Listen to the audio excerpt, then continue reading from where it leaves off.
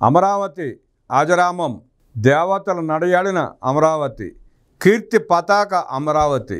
ఖండాంతర ప్రయాణాలు సుఖవంతమైన ఈ రోజుల్లో తూర్పు దేశాల్లో, ముఖ్యంగా ఆసియా దేశాల్లో అన్నిటికన్నా బహుళ ప్రాచుర్యం పొందిన బౌద్ధ మతాన్ని, భారతీయ ఆధ్యాత్మికతను గురించి పాశ్చాత్యుల్లో ఇంకా ప్రాచుర్యం కలిగించాల్సిన అవసరం ఉంది. దీనివల్ల తూర్పు పశ్చిమల మధ్య పరస్పర అవగాహన పెంపొందించి కడకు ప్రపంచంలోనే శాశ్వతమైన సుఖశాంతుల్ని నెలకొల్పాల్సిన తరుణం ఇది.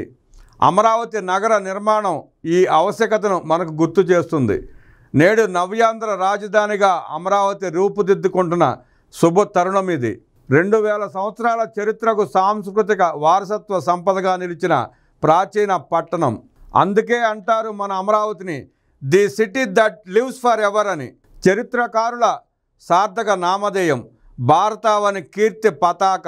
అమరావతికి ఎంతటి చారిత్రక ప్రాముఖ్యత ఉందో ప్రపంచ వాణిజ్య వర్తక కేంద్రంగా కూడా ప్రాచీన కాలంలో అంతే ప్రాధాన్యతను సంతరించుకుంది. అందుకే కావాలి ఈరోజు మన రాష్ట్ర ప్రజలకు అమరావతి ఆర్థిక ఆయువు పట్టు, అష్టైశ్వర్యాలకు ఆనవాలుగా నిలవాలి. ఈ పురాతన పట్టణానికి నలుదిశలా 4 ప్రసిద్ధి పుణ్యక్షేత్రాలు వెలిసి ఉన్నాయి. కృష్ణానదికి ఆవలి ఒడ్డున కామితమ్ములిచ్చు శ్రీ కనకదుర్గమ్మ తల్లి, ఇంకొక దిక్కున యోగాసనులు అయిన శ్రీ లక్ష్మీ నారసింహుడు, యువతల ఒడ్డున కొలువై ఉన్నాడు శ్రీ పానకాల రాయుడు, దగ్గరలోనే శ్రీ చెన్నకేశవుడి జతలో మధ్యలో నిలవై ఉన్నాడు శ్రీ అమరలింగేశ్వరుడు. అమరావతి పట్టణాన్ని అలరిస్తూ అమరులు కొలువైన దివ్యక్షేత్రము. దేశంలోనే మొట్టమొదటిసారిగా బుద్ధుని ఉపదేశాలను పాటించి ఆచరించిన ఘనత తెలుగువారిదే. అమరావతిలోనే కాలచక్ర సందేశాన్ని మానవాళికి గౌతముడు ప్రబోధించినట్లు టిబెటన్ల నమ్మకం.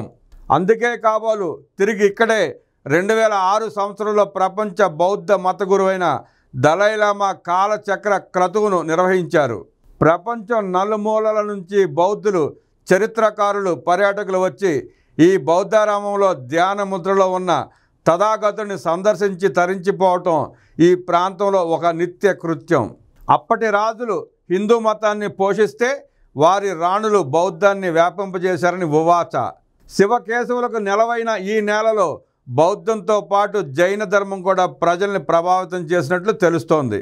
కంటకశాల గ్రామస్థుడు, గృహస్థుడు, వర్తక శ్రేష్ఠి అయిన దమ్మవనియ కుమారులు బుద్ధసిరి, ఒకసిరి జైన మందిరాన్ని పెట్టి పోషించారని వర్ధమాన్లో లభ్యమైన శిలామండపంపై చెక్కబడి ఉంది.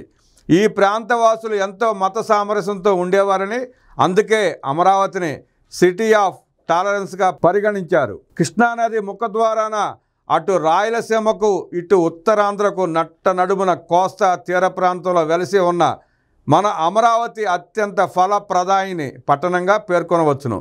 అందుకే కాబోలు దగ్గరలో గల ధరణి కోటను రాజధానిగా చేసుకుని శాతవాహనులు పరిపాలన సాగించారన్నది చారిత్రక సత్యం. ఆ తర్వాత వచ్చిన ఇక్షాకులు, చాళుక్యులు, చోళులు, కోటరాజులు, పల్లవులు, కాకతీయులు, రెడ్డి రాజులు, విజయనగర అధిపతులు విభిన్న భౌగోళిక ప్రాంతాలని, భిన్న సంస్కృతుల్ని సమ్మిళితం చేసి భిన్నత్వంలో ఏకత్వానికి గట్టి పునాదులు వేశారు. అందుకే కాబోలు మన అమరావతిని కల్చరల్ క్యాపిటల్ అని కూడా అభివర్ణిస్తారు. 600 సంవత్సరాలకు పైబడి బౌద్ధం తెలుగు ప్రజానికాన్ని వెలుగు బాటలో నడిపింది. నాగార్జున, ఆర్యదేవ, అసంగ, వసుబంధు, దిగ్నాగ, ధర్మకీర్తి అనే 6 వజ్రాలతో భరత వర్షం అలంకరించబడిందని బౌద్ధ వాగ్మయం చెబుతోంది. ఆ 6 వజ్రాలలో 4 ఆంధ్రులు కావటం మనకు ఎంతో గర్వకారణం. కృష్ణా, గోదావరి, పెన్నా తీరాల్లో వీరి ప్రేరణతో ఆనాటి పాలకులు నిర్మించిన విహారాలు, చైత్యాలు, విశ్వవిద్యాలయాలు ప్రపంచ ఖ్యాతిని ఆర్జించుకున్నాయి. ఈనాటికి తెలుగునాట నలుమూలల పురాతత్వ పరిశోధనల్లో వెల్లడవుతున్న బౌద్ధ శిథిలాలు మన సాంస్కృతిక చరిత్రలో బౌద్ధ యుగం ఒక స్వర్ణయుగమని తెలియజేయడానికి తార్కాణాలు. కాలగర్భంలో తెలుగునాట బౌద్ధం ఒక తీపి కలగా మిగిలిపోయిన బుద్ధుని బోధనలు ప్రతి తెలుగువారి ఇంట ఈనాటికి స్మరింపబడటం విశేషం.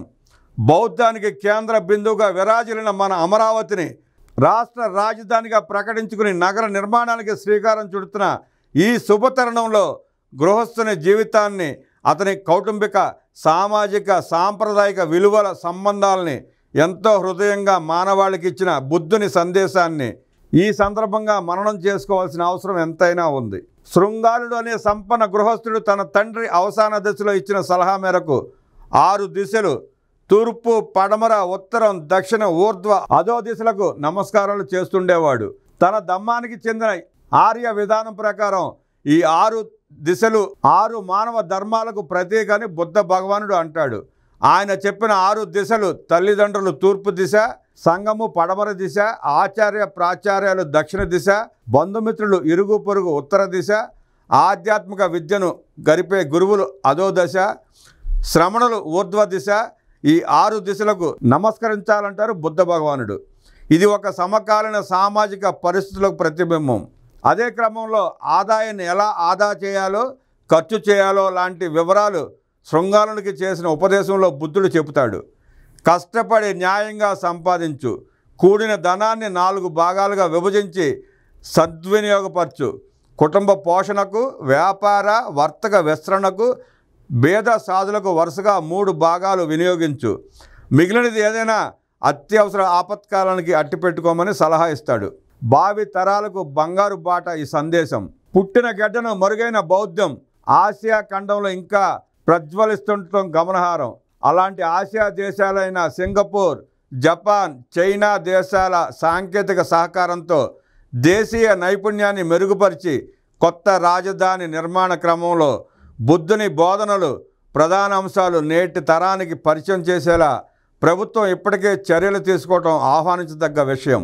4 దిక్కుల మహద్వారాలు నిర్మించే దిశలో బుద్ధుడు శృంగారునికి ఇచ్చిన సందేశం ప్రతిబింబ చేయటం సందర్భోచితం కూడా. అమరావతి పేరుకు సార్థకత చేకూరుతుంది. ఈ క్రమంలో మరుగున పడ్డ మహానగరాన్ని వెలుగులోకి తెచ్చి మరలా ఆంధ్రులను ఉత్తేజపరిచే మహత్కార్యమే అమరావతికి మనం పునరంకితం కావటం. మన వారసత్వ నగరాన్ని ప్రపంచ ఆధ్యాత్మిక రాజధానిగా తీర్చిదిద్దడంలో మనందరి పాత్ర ఎంతైనా ఉందని గుర్తు చేసే సమయం ఇది.